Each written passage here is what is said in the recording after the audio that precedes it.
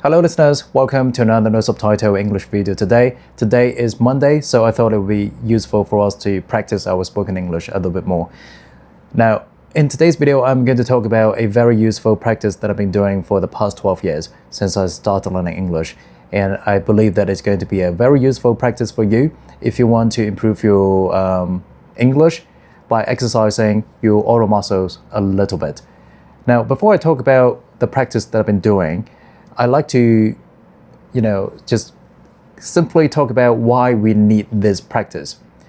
Now, this is something that I learned from way back since I started learning English, which is speaking a language requires more of your muscles instead of your brain. So what we need to do is repeat the same thing regularly in order to get used to making certain sounds or expressing certain idea. So instead of memorizing stuff or reciting stuff, what we should do is think of learning a language as going to gym or learning a sport. We need to work out the muscles. So it's very similar to what we do at gym. If you want to grow a specific type of muscle, you need to keep doing the same action and movement over and over again, and you're gonna try your limit every time you go to gym. That's how you grow your muscle. So it's very similar to how we speak English. Speaking English requires, specific type of muscles, which is, I believe that they are going to be the oral muscles, right? So we do need to practice our oral muscles. Now, the practice that I use for the past 12 years is actually very simple. It's just slowly speaking English and exaggerating the movement of the mouth and focus on the placement and the movement of the tongue. And while you talk slowly, you get to pay more attention to the details in your spoken English.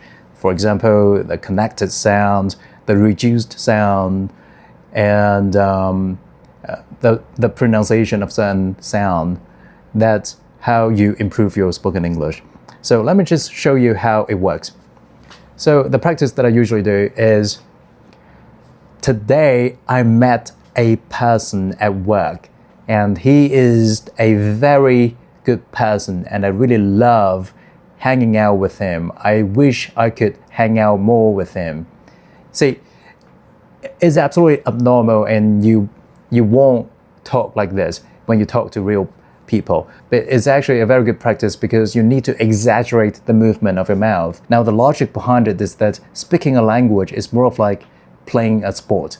If you want to be really good at, for example, playing football, you need to regularly practice it for a long time in order to be really good at it. Because speaking a language requires more of your muscles instead of your brain. This is something I talked about in some of the videos I made before, and I hope it makes sense to you.